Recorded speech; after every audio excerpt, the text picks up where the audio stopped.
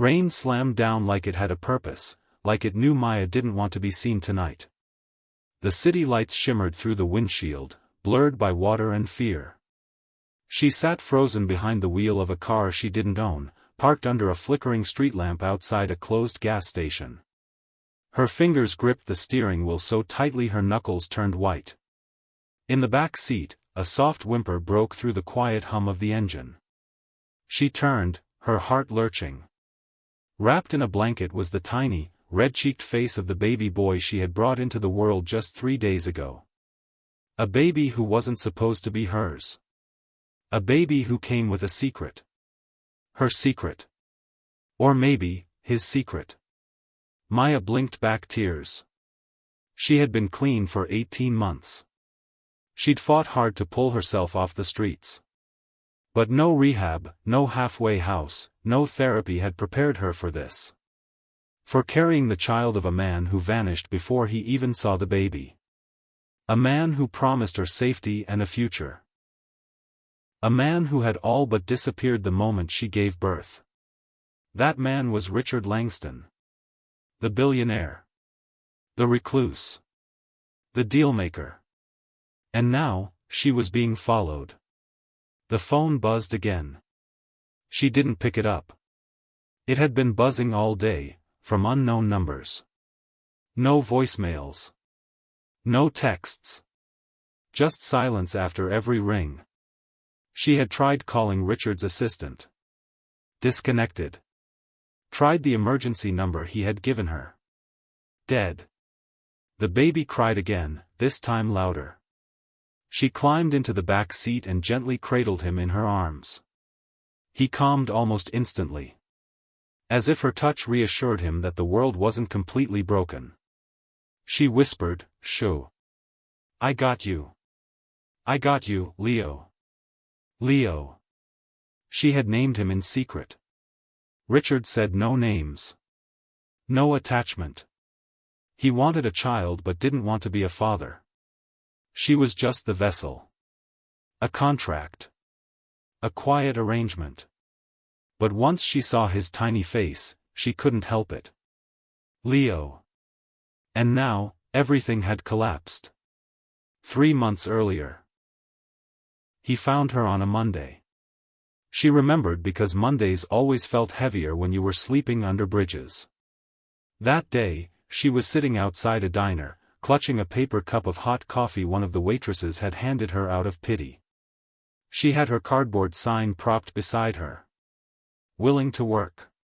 Just need one chance. She'd written it carefully, trying to stay hopeful, even though no one ever gave her more than a glance, except for coins or leftovers. Then he showed up. Clean-shaven. Designer coat. Cold gray eyes. Like someone out of a business magazine. "Are you Maya Reed?" Her stomach twisted. "Who's asking?" He crouched in front of her like he wasn't disgusted by the stains on her coat or the smell of the street. "My name is Richard Langston. I need someone like you." She laughed. "You lost or just out of your mind?" He didn't blink. "I'm offering you a legal contract. I'll take care of everything. You'll live somewhere safe. You'll get medical care. And after the birth, you walk away with a new identity and enough money to disappear." She stared at him. "Disappear from what?" He stood up slowly. "From a life you don't want anymore. The safe house." The place was beautiful. Tucked into the hills on the outskirts of the city. Clean. Modern. A stocked fridge. New clothes. Her own bathroom. It felt unreal. He never stayed. Always came with a driver. Sometimes brought paperwork. Other times just stared out the window and asked her how she was feeling. His voice was flat, like he was keeping something buried. But he was always polite. Respectful. Distant, but careful. Maya started thinking, maybe this wasn't a trap. Maybe it really was a second chance. He told her just enough. "I've been trying for years," he said one evening, without looking at her. "Adoption failed. Surrogates too visible. I need someone the world won't notice." "You mean someone invisible," she said quietly. He met her eyes then. "No. Someone strong enough to live in the shadows." She should have asked more questions. About why he was doing this alone. About why he refused hospital births or legal agencies. About why everything had to be private. But she didn't ask. Because she was tired of cold nights and empty stomachs. Because she didn't want to go back to sleeping with one eye open and praying for soup. So she agreed. The disappearance. She went into labor 2 weeks early. Richard didn't come. His assistant, Lana, called the private doctor, who took her to a rented birthing suite in a clinic outside the city. Clean. Quiet. No records. Maya delivered Leo after 14 hours of pain. She cried when she held him. Not from exhaustion. From fear. He was supposed to be handed off. That was the plan. Richard was going to arrive the next morning. He never showed. The doctor left. The nurse said she was relieved of duty. Then, the clinic was empty. And Maya was alone with a newborn and no answers. She tried to call Lana. The number went straight to voicemail. She left messages. No reply. She searched Richard's name online. Nothing new. No stories. No updates. It was like he had vanished from the face of the earth. And then, someone started watching her. The watcher. It started subtly. A man in a gray hoodie standing too long across the street. A dark sedan parked behind the pharmacy for hours. The feeling of being followed, even when she was sure no one was there. She moved into a motel. Paid in cash. Used a fake name from the old ID Richard had given her, just in case. And that's when the note came. Slipped under the door in the middle of the night. "You were never supposed to keep the baby." Her blood turned to ice. Who knew? Who else knew? Why hadn't Richard come? She stared at the note all night, cradling Leo in her arms. The flashback, the warning. On her second month at the safe house, Richard had shown up late one night. Drunk, or maybe just angry. He sat at the kitchen table, staring at his hands. "If something happens to me," he said, "don't go to the police." "Why?" she had asked, nervous. He looked her in the eyes then. "Because there are people who want this child for the wrong reasons." "What kind of people?" He didn't answer. Just got up and left. She never forgot that moment. It had felt like a crack in the perfect mask he always wore. And now that he was gone, that crack had split wide open. The baby's cry. Back in the car, Leo began to cry again. It was a wail this time. Tired. Hungry. Frightened. Maya reached for a bottle, warmed it with her hands, and fed him gently. As he drank, her tears finally came. She whispered, "What do they want from you?" Her phone buzzed again. Unknown number. Her breath caught in her throat. Against her better judgment, she answered. A deep, calm voice spoke on the other end. "You have something that doesn't belong to you." She froze.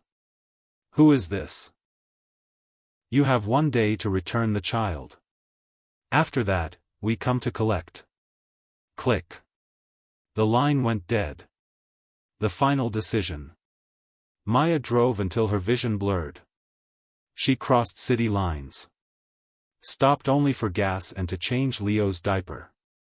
Her heart beat like a drum, wild and uncertain. She couldn't go to the police. She couldn't trust anyone. But she knew one thing. She wasn't giving up this baby. Not now. Not ever. The sound of the call echoed in her head long after the line had gone dead. You have something that doesn't belong to you. You have 1 day to return the child. After that, we come to collect. Maya sat in the parked car outside a rest stop at the edge of the city, her hands shaking as she held her phone, the words replaying like a curse. She looked into the rearview mirror. Leo was asleep in the back seat, his tiny chest rising and falling beneath the soft blanket she'd wrapped him in. His face was peaceful. Innocent. She turned back around and stared at the rain-slicked road. 1,000 thoughts crashed in her head, but only one made sense. She had to disappear again. But where? And how? She had no one. No contacts. No money left. The emergency cash Richard had given her had mostly gone toward formula, food, and motels. She had maybe a few hundred left, if that. Certainly not enough to hide from people who had power. People who knew how to find her. Who were they? And why now? If the baby didn't belong to her, then who did he belong to now? Richard had vanished. His assistant's phone was dead. His company hadn't released any statements. No news. No clue. Was Richard dead? Had he betrayed her? Or was something much darker going on? Maya closed her eyes and took a deep breath. Then she started the car again. She couldn't stay still. She had to move. If they were tracking her, any pause could be her last. 1 year ago, the shelter. Before all of this, Maya had been just another forgotten soul in the women's shelter off Market Street. She had arrived broken, mentally and emotionally, after nearly freezing to death on a park bench during winter. The staff was kind, but the place was always full. The beds creaked. The nights were loud. It was there she had met Rosa, an older woman who ran the back kitchen and rarely spoke unless it mattered. Rosa had once told her, when the devil wants something, he doesn't ask. He takes. Maya didn't believe in devils back then. But now? Now she was starting to. The car following her. It appeared again that afternoon. A black SUV, windows tinted too dark, trailing her for 5 blocks before disappearing behind a school building. She turned suddenly into a crowded shopping plaza, heart pounding, and parked near the delivery zone in the back. She stayed there, hidden between 2 dumpsters, holding her breath. The SUV never passed. Either they knew how to vanish, or they were playing with her. Either way, she was losing. Leo stirred and began to cry again.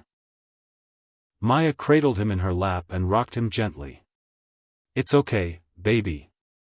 I won't let them take you. I promise. She looked down at him and then back at her phone.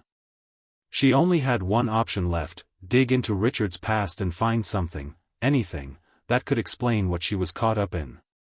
And there was only one person who might help her do that. Lana. The search for Lana.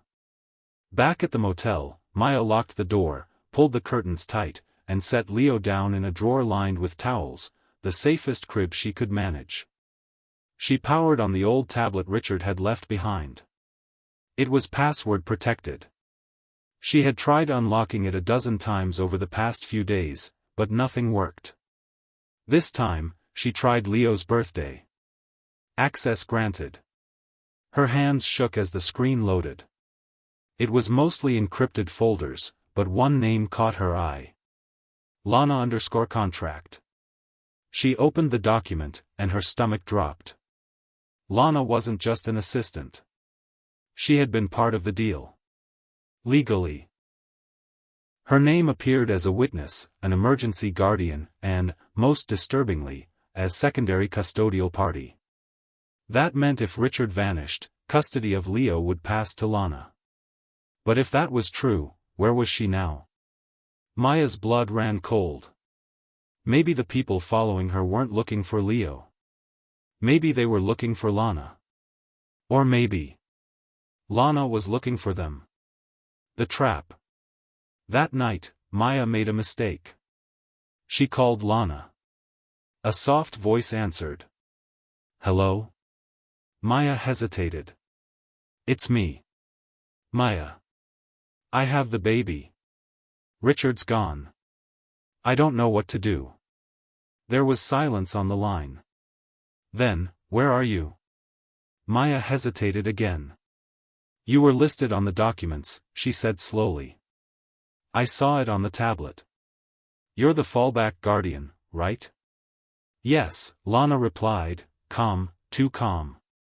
That's why you need to give him to me, Maya. Before it's too late. Maya felt the hairs on her neck stand up. Something about Lana's voice had changed. She sounded like she was rehearsing. Like she wasn't surprised at all that Richard had vanished. You knew this might happen, Maya whispered. Another pause. Then Lana said, I'm trying to protect you, Maya. You're in danger. You have no idea how big this is. Then tell me, Maya begged. Tell me the truth. Click. The line went dead again. Maya stared at the phone. Then the power in the motel cut off. The break-in. Darkness swallowed the room. Leo woke and began to cry instantly. Maya didn't scream. Her instincts kicked in. She grabbed the baby, her bag, the tablet, and slid into the bathroom, locking the door behind her. She heard footsteps outside. Heavy ones. Male voices. A woman's voice too. They weren't trying to be quiet. Maya backed up against the shower curtain, clutching Leo close to her chest. He whimpered and hiccuped. Through the vent, she heard one voice clearly. She was here. The tracker says she's still inside. Tracker? She looked down at the baby. The formula can? The diaper bag? The car? Something had a tracker on it. She held her breath as the door outside creaked. A loud bang shook the room. Another. They were breaking down the motel door. She had seconds. Maya turned, opened the tiny frosted glass window in the bathroom, and shoved the bag through first. Then she lifted Leo with trembling hands, careful not to bump his head, and pushed him out too, into the cold night. She climbed out after them, scraping her leg on the metal rim. Just as her foot hit the ground. Crash! The bathroom door exploded open behind her. She ran. Escape into the dark. She sprinted into the alley behind the motel, ducking behind dumpsters, weaving through old boxes and crates, her breath ragged and sharp. She didn't stop until she reached the main road. There, she flagged down a passing truck. A middle-aged woman rolled down the window. Please, Maya cried. My baby, we need to get away from here. Please. The woman hesitated. Looked at the baby. Then unlocked the door. Get in. Maya climbed in without another word. The truck pulled away just as two black SUVs turned onto the motel street behind them. She didn't look back. A safe place. The woman's name was Joanne. She worked nights as a delivery driver and didn't ask many questions. She dropped Maya off near an old church on the edge of town where she said they sometimes helped women in crisis. The priest there, Father Caleb, was gentle and quiet. He gave Maya and Leo a room in the basement. It wasn't fancy, but it was safe. At least for now. You can stay until you figure out what to do, he said. No judgment. Just peace. Maya cried for the first time in days. That night, she held Leo close and whispered, I won't let them take you. No matter what they do. I'm your mom. And I will fight. But even as she said it, the tablet next to her lit up. A new message had arrived. You've made a mistake. There's more to Richard than you know. Meet me tomorrow. Alone. And below it. An address. A time. No signature. Maya stared at the glowing message on the tablet like it might explode. You've made a mistake. There's more to Richard than you know. Meet me tomorrow. Alone. Address redacted, 4:30 p.m. There was no name, no sender's info, just the anonymous words typed into a secure messaging app Richard had installed months ago. The very same app she had assumed was used only for legal updates and clinic reminders. Now it felt like a trap. Or a last chance. She glanced at Leo sleeping on the makeshift bed in the church basement. His small chest rose and fell steadily. Innocent. Fragile. Unaware of the storm outside these walls. Her instinct screamed don't go, but another voice inside whispered louder, what if this is the only person who can help you now? She hadn't slept since the break-in at the motel. Her legs ached from running. Her mind was a tangled mess of fear, memories, and unanswered questions. The only thing keeping her going was the baby in her arms and the promise she'd made, never let them take him. But she couldn't survive on fear alone. And if she didn't figure out the truth soon, she'd run out of places to hide. Morning silence. By morning, Maya had made up her mind. She'd go. Not blindly. Not without thinking. But she'd go. She couldn't sit and wait for shadows to break down another door. Whoever sent the message knew something, and they weren't asking for money or threatening her directly.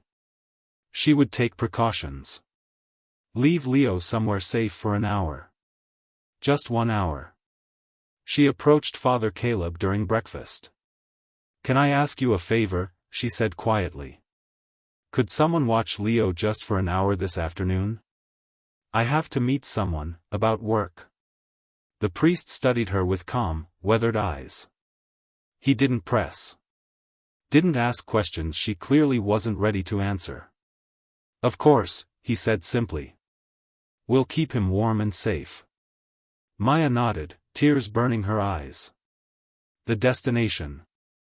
The address in the message led her to the edge of an industrial district outside the city. She left the church by bus, then walked the last 3 blocks to a crumbling brick warehouse with boarded-up windows and rusted metal doors. No one was outside. No cameras. No signs of life. Her instincts screamed again. It's a setup. Run. But then the side door creaked open. A man stood in the shadows, tall, hooded, face partially covered. He raised a hand, cautious, not threatening. You came, he said. Maya didn't respond. Her fists clenched inside her coat pockets. Who are you? She demanded. How did you get into Richard's system? I worked for him, the man said. Until I found out who he really was. The truth about Richard. He led her into a dimly lit room that smelled like damp cement and oil. Dust floated through the air in the shafts of light slicing through cracks in the walls. A single folding chair sat in the middle. Old surveillance screens flickered in the corner. My name is Caleb Monroe. I was head of cybersecurity for Langston Enterprises, he began. I built Richard's private systems. The apps. The trackers. The medical encryptions. You were spying on me, she snapped. No, he said quickly. I was protecting you. Maya's eyes narrowed. Why would I need protection? Caleb sighed and rubbed his face. Because Richard wasn't planning to give you the money.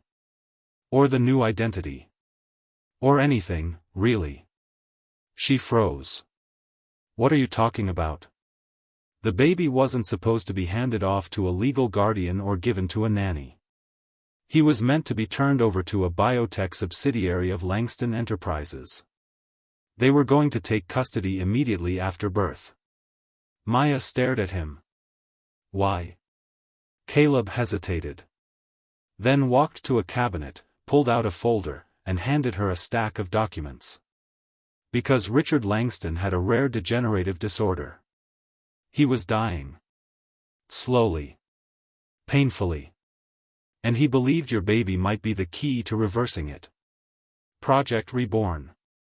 The documents outlined a secret project buried under corporate health research, Project Reborn.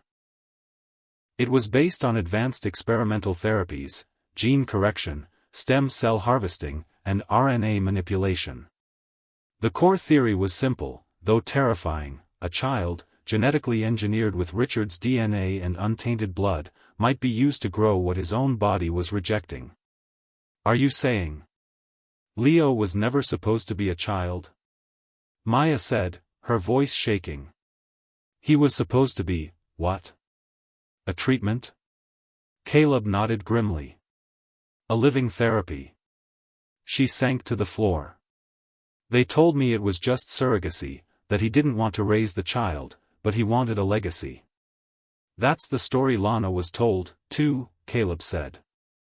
But I started seeing anomalies. Private files. Memos from biolabs disguised as shipping orders. The moment the baby was born, his data was scheduled for immediate genetic mapping and extraction. Maya covered her mouth. Why didn't you stop it? She asked. I tried, Caleb said. I warned Richard I'd go public if he didn't shut it down. I thought he backed off. But then you gave birth, and he disappeared. Maya looked up. He's not dead? Caleb shook his head. I don't know. But if he is, someone else has picked up where he left off. The timeline. You're running out of time, Caleb said. The longer you have Leo, the more dangerous it gets. There are people inside Langston Enterprises who don't care about legal custody or moral lines. They'll find you. They'll take him. And they won't care what happens to you. Maya swallowed hard. Then what do I do? She whispered. Caleb stepped closer, his voice softer now. I can help you disappear. Properly. Permanently. But it won't be cheap. And it won't be fast. I need a few days to set things up. Leo doesn't have a few days, she said bitterly. I know, he replied. But you have no choice. If you run without a plan, they'll catch you within 48 hours. She took a deep breath. Her mind raced. Her chest burned. She stood. All right. Set it up. I'll find a way to stay hidden until then. Caleb handed her a burner phone and an emergency signal tracker. Text me only through this. If something happens, press the red button. Maya nodded. Then paused. One more thing, she said. If this was Richard's project, what about the others? Caleb looked at her carefully. What others? She repeated. He hesitated. You were not the first. The others. The words echoed in Maya's skull as she boarded the late bus back to the church. Not the first.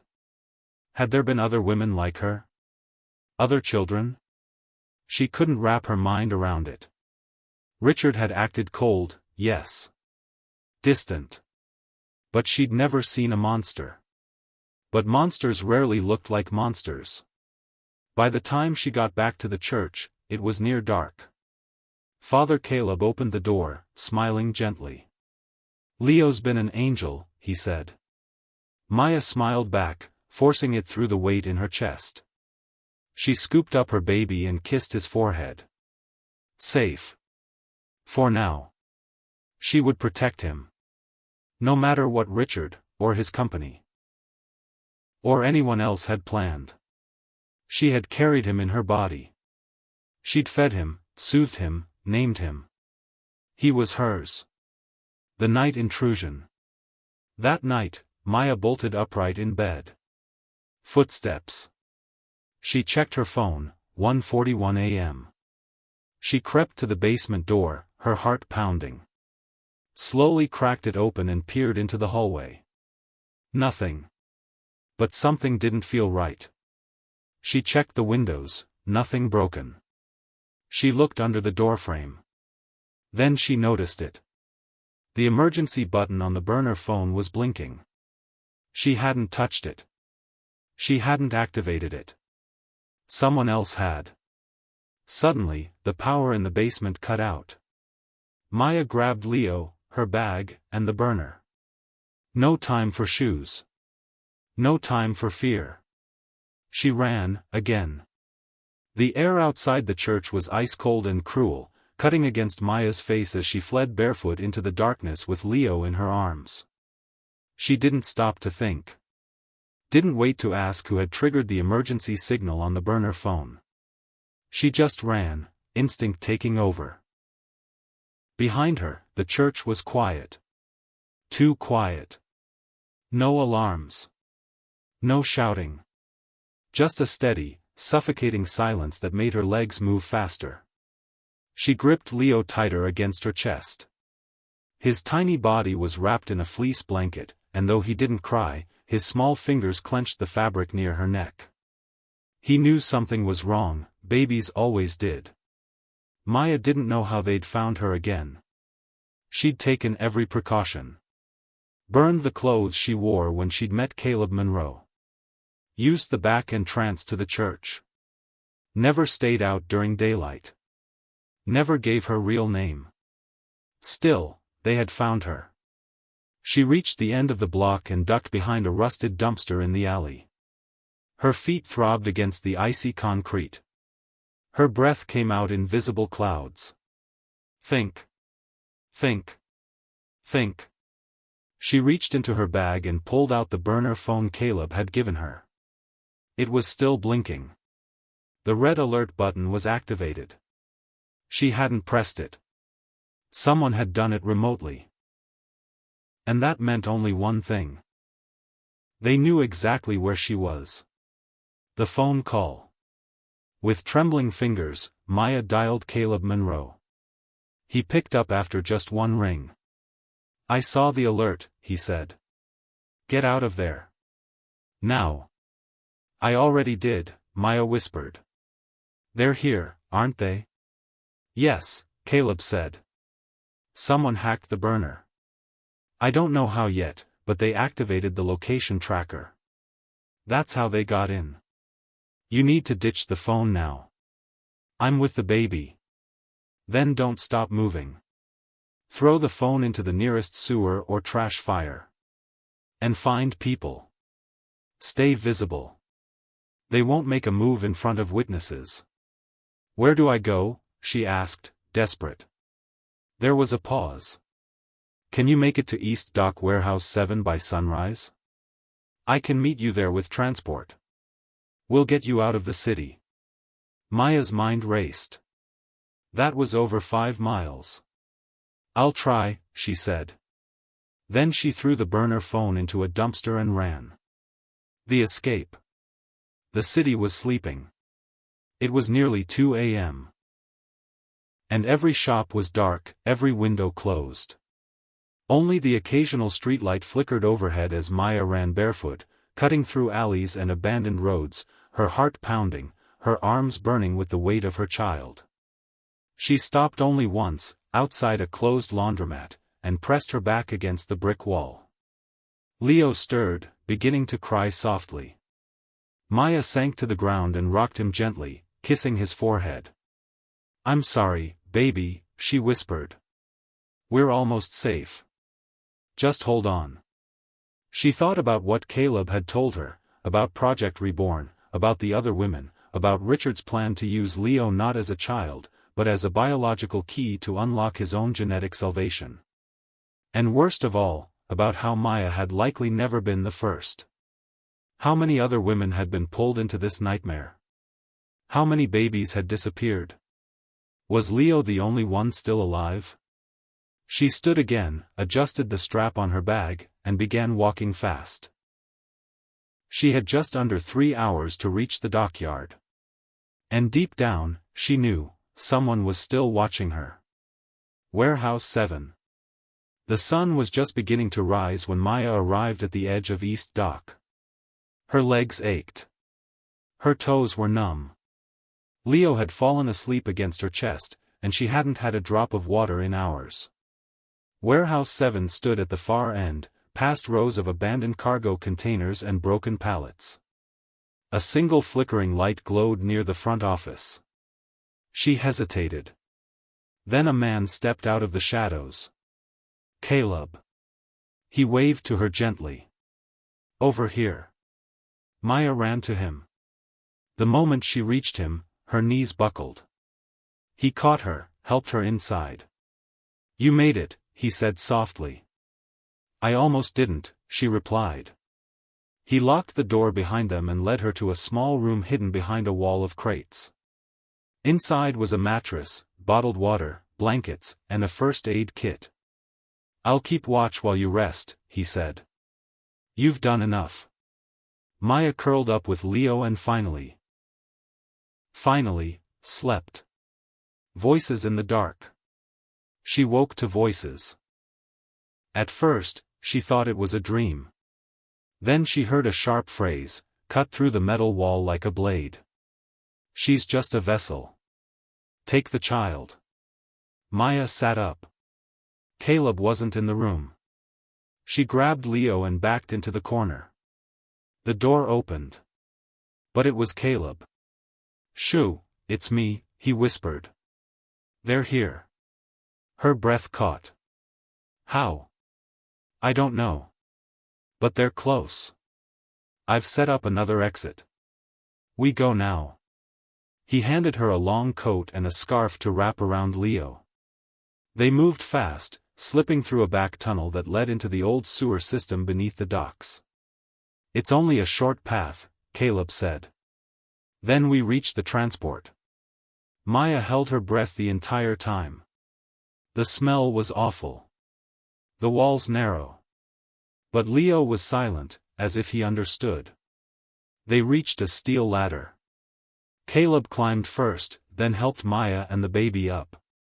When she reached the top, she looked up, and stopped breathing. Lana was waiting. Lana's truth. She looked thinner, sharper. Dressed in a long black coat, hair tied tightly back. Her eyes were sunken, but alert. Cold. Maya froze. Caleb stood between them, his jaw clenched. I told you not to come here, he said. I'm not here to hurt her, Lana said. Maya stepped forward. Why did you vanish? Why did you lie to me? Lana's eyes flicked to Leo. I didn't lie. I protected you. Protected me? Maya hissed. You let me run for my life while people hunted my baby like he was property. Lana stepped closer. You don't understand. Richard is gone. But the board isn't. The company wants the child because he's proof the experiment worked. His blood, it reversed Richard's symptoms. Maya shook her head. That's not possible. Leo's only days old. Exactly, Lana said. That's why they're desperate. They didn't expect results so soon. And they don't want the child anymore, they want what's inside him. Maya felt like vomiting. They want to harvest him. Yes, Lana whispered. And they won't stop. Ever. Caleb raised a hand. Enough. Are you here to help or report us? Lana's eyes softened, for the first time since Maya met her. I want to help. The real plan. They moved quickly into a rented van parked behind the factory. Lana drove while Caleb sat up front with a laptop and surveillance monitor. Maya rocked Leo in the back, tears silently rolling down her cheeks. Why are you helping? She asked Lana finally. Lana didn't answer at first. Then she said, because I was supposed to be the first. Maya's heart stopped. I was supposed to carry Richard's child 5 years ago. But I miscarried. After that, I stayed on as staff. He trusted me. But when I found out what the baby was really for, I tried to leave. They blackmailed me. Trapped me in. And now? Maya whispered. I'm done running from them. If I can get you and Leo out of the country, I will. Then I disappear for good. The deal. Caleb had a connection. An old journalist friend who had been tracking Langston Enterprises' secret projects for years. If we expose them, Caleb said, they'll come down hard, but we'll have protection. Witness protection, maybe. But you'll never live a normal life again. Maya held Leo tighter. No, she said. No more hiding. No more reporters. I want out. I want to raise him somewhere quiet. Somewhere they'll never find us. Caleb and Lana exchanged a look. Then Caleb nodded. Then we'll make it happen. The final hurdle. They reached the private airstrip at 4:10 a.m. A small plane sat on the runway, ready to go. Papers, passports, and cash were in a duffel bag. Maya could hardly believe it was real. She kissed Leo's forehead, whispered, "We're almost free." But just as she stepped toward the plane, a black SUV screeched onto the tarmac. Doors burst open. Men in suits, guns drawn. "Put the child down," one shouted. Maya froze. Lana stood in front of her. Caleb whispered, "Run. Don't stop. Get on the plane." Maya ran. Lana turned to face the men. "I'm the carrier," she said. "Not her." "You want the vessel? Take me." The men hesitated. Just long enough for Maya to reach the plane and for Caleb to close the hatch. Lana's scream echoed as the plane began to move. Maya sobbed. She didn't look back. The moment the plane's wheels left the ground, Maya felt something she hadn't in months: hope. She held Leo tightly to her chest, listening to the soft hum of the engine as the city, and all its terror, shrank beneath her. Caleb sat quietly beside her, staring out the window. He hadn't said a word since takeoff. His face was pale. His jaw clenched. Neither of them had dared ask about Lana. The last they saw of her, she was standing in front of armed men in black suits, buying them time with her life. And now she was gone.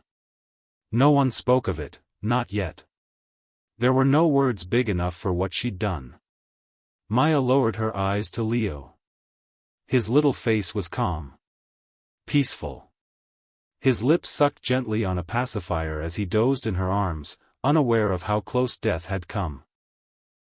"I'll never stop running if I have to," she whispered into his soft hair. "But they'll never take you." But even as she made that promise, the dark thought crawled back into her mind. You can run from a man. But not from $1 billion secret. 2 weeks later, a new world. The town was small. The kind that had one post office, a single grocery store, and people who still waved when they passed each other. They arrived just before dawn. Caleb had called in the last of his favors. New names. IDs. A rental home under a fake business. A pediatrician willing to keep quiet. Even a prepaid car with out-of-state plates. Maya was now Anna Palmer. Leo was Nathaniel. The cottage sat near the edge of a wooded hill, where deer crossed at sunrise and birds sang at dusk. It had 2 bedrooms, a porch swing, and walls that didn't tremble at night. For the first time since giving birth, Maya slept more than 4 hours straight. Caleb stayed for 3 days, helping her settle in. Showing her how to work the alarm system, mapping emergency routes, and warning her about satellite scans. Before he left, he handed her a brown envelope. Inside were 3 things. A burner phone, untouched. A passport stamped for Argentina, just in case. And a photograph. It was Lana. In the photo, she was alive, bruised, but alive, standing near the back of what looked like a hospital room. Caleb looked away as Maya clutched the photo with trembling hands. "They didn't kill her?" she asked.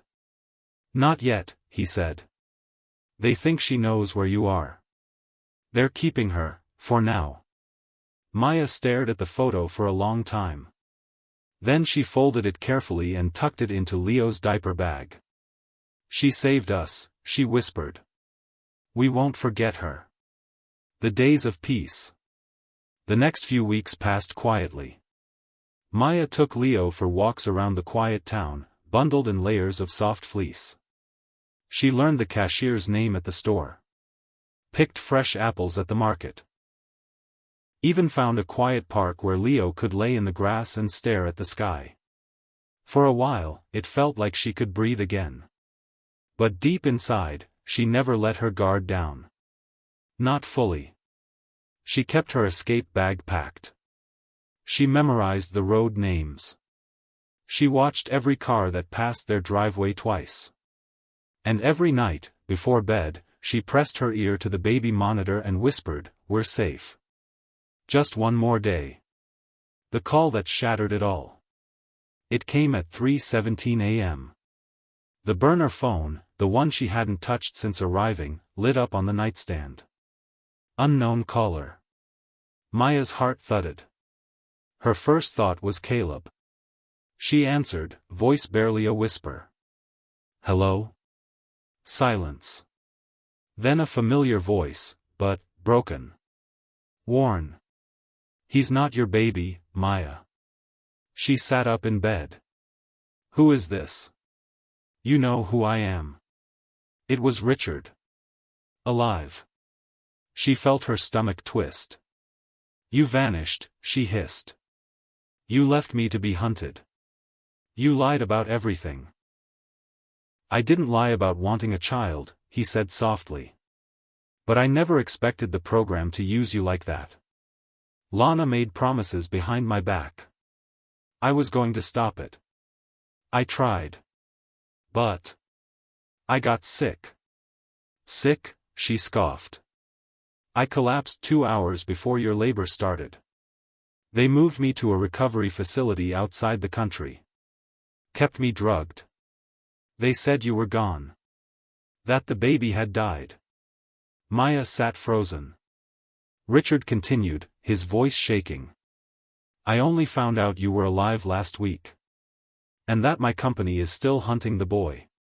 "You mean your son?" He was silent for a beat.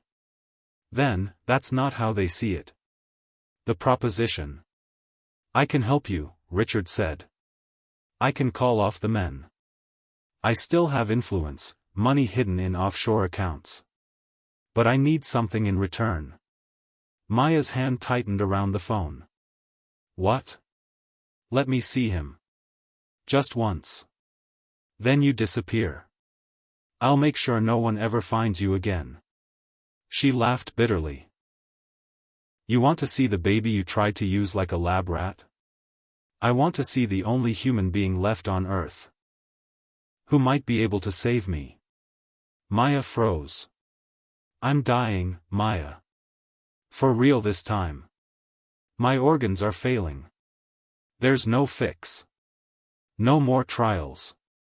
They only want the baby alive because they think he's the missing puzzle piece." "And you?" she asked. "I want him to live."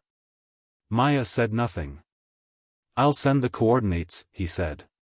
"You don't have to come. But I'll be there. For 30 minutes. Alone. After that, I disappear, and so do you." Click. The line went dead. The debate. She told Caleb the next morning. He nearly broke the chair he was gripping. "You can't go," he said.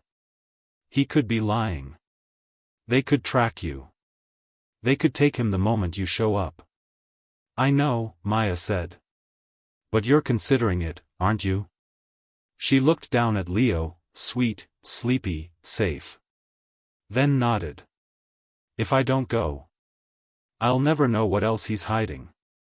And maybe, just maybe, he's the only one who can pull the trigger to end this." Caleb's jaw tightened. "I'll go with you. No arguments." Maya nodded. "We go armed. No trackers. No phones." The final meeting. The location was a remote cabin nestled in the Pine Hills 2 hours north. No signal. No neighbors. Just snow-covered trees and cold silence. Maya and Caleb arrived just before sunset. Richard was already there. He sat in a wheelchair by the fire, thinner than she remembered. Pale. His skin sunken. His once powerful frame looked frail and tired. But his eyes, those steel-cold eyes, still burned with intensity. "You came," he said softly. Maya stepped forward, Leo tucked in her arms, wrapped in layers of wool. "I came for him, not for you."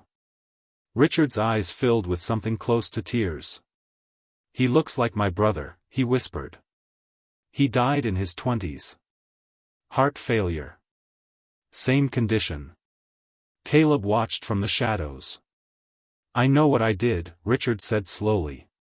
"And I don't ask for forgiveness. But I swear to you, I will end it. You'll get your new names. No more shadows. No more hunters." Maya stared at him. "And what do you get?" Richard reached into his coat and pulled out a single vial. "Not the child. Just this. One vial of blood. A sample. The last chance." Caleb moved forward. "You don't get anything without guarantees." "I uploaded the white protocol before you arrived," Richard said. "It's keyed to facial scan. The moment I get the vial, the system erases all traces of the project. That's my promise." Maya hesitated. Then she pulled out a pre-prepared vial of Leo's blood, carefully drawn by a local nurse. She handed it to him. Richard took it with trembling hands. "Thank you," he whispered. Then, as he stared at the fire, he whispered, "Tell him one day, his father tried." As they left. The sun was almost gone when they stepped back into the car. Maya didn't look back. Caleb asked nothing. By nightfall, the cabin exploded behind them in a cloud of smoke and fire.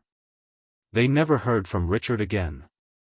And 3 days later, every file connected to Project Reborn vanished from every global server. Gone. Like it had never existed. 10 years passed.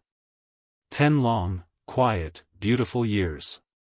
The name Maya Langley had once lived under was now buried in the ashes of a life she no longer spoke of. She was now Anna Palmer, school secretary, mother of one, neighbor, and baker of the best banana bread in town. Leo, or Nathaniel, as the town knew him, was a boy of laughter and light. His eyes were bright and alert. His hair curled at the tips like Maya's did when it rained. He loved collecting feathers, learning about animals, and drawing galaxies on the walls of his bedroom. And he was healthy. So far, there had been no sign of Richard's disorder. No symptoms. No warning. Just a boy growing into his own miracle. A quiet life by the lake. Their cottage sat at the edge of a peaceful town in northern Ontario, near a lake that froze over in winter and sparkled in summer. Maya worked part-time at the local elementary school. She cooked Leo's favorite meals. She taught him chess. She homeschooled him on sensitive topics, and she kept his real birth certificate locked away in a sealed box in her closet. Some nights, she still woke up in cold sweats, remembering the black SUVs, the blood labs, the whispers of Project Reborn. But those nights were fewer now. Leo's laugh made those memories distant. He was hers. Not a lab rat. Not a prototype. Not a cure. Just her child. But secrets don't sleep forever. It was on a foggy Tuesday in early spring when it happened. Leo had just come back from school, excited about his class project on animal migrations. Maya was baking muffins when she saw him walk into the kitchen, holding a large manila envelope with no return address. "Mama," he said, handing it to her. "This came today. The mail lady said it was for you. But it says your old name." Maya froze. Her hands went still. The scent of cinnamon and warm sugar filled the air, but her chest tightened like it was filled with ice. She took the envelope with trembling hands. It was old. Faded. But the handwriting was unmistakable. Richard. The letter. She opened it slowly. Inside was a single letter, carefully handwritten in black ink on cream paper. If you're reading this, then I am no longer alive. I made a choice 10 years ago, a final one. I used your son's blood not to save myself, but to give the board something to chew on while I destroyed everything else behind their backs. It bought me just enough time. I want to explain. Not to be forgiven, I don't expect that. But so your son will one day know the truth of how he came to be. And what he was never meant to become. Leo was part of something called Sequence 9. A program designed not just to save life, but to create a new version of it. He wasn't only supposed to be my treatment. He was meant to be the prototype of human resilience. They used AI mapping, genetic engineering, and protein folding simulations to build the most disease-resistant embryo ever formed. But something went wrong. He was born too perfect. His blood neutralized conditions we didn't even test for. It terrified them. And that's why they wanted to take him. You were never supposed to bond with him. Never supposed to name him. Never supposed to love him. They thought if they kept you cold, you'd be easy to discard. But you proved them wrong. You saved him. And in doing so, saved something in me I didn't think was left. If he ever asks who I was, tell him I was the storm he outgrew. Richard. Maya's hands trembled as she finished the letter. Leo stood in front of her, eyes wide. Who's Richard? He asked softly. She knelt down and pulled him close. He's someone from a long time ago, she whispered. Someone who tried to break us, but ended up helping us escape. Leo looked up at her, searching her face. Are we safe now? Maya smiled through tears. Yes, baby. We are. But the letter wasn't all.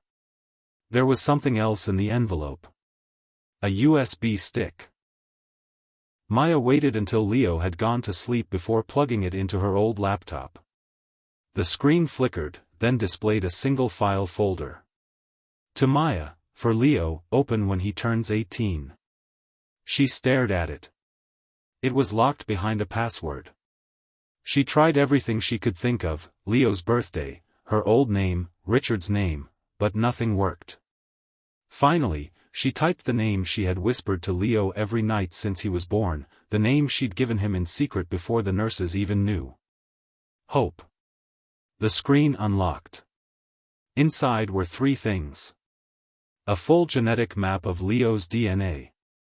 A bank account in Switzerland with a trust in Leo's name, valued at $4.7 million. A video recording.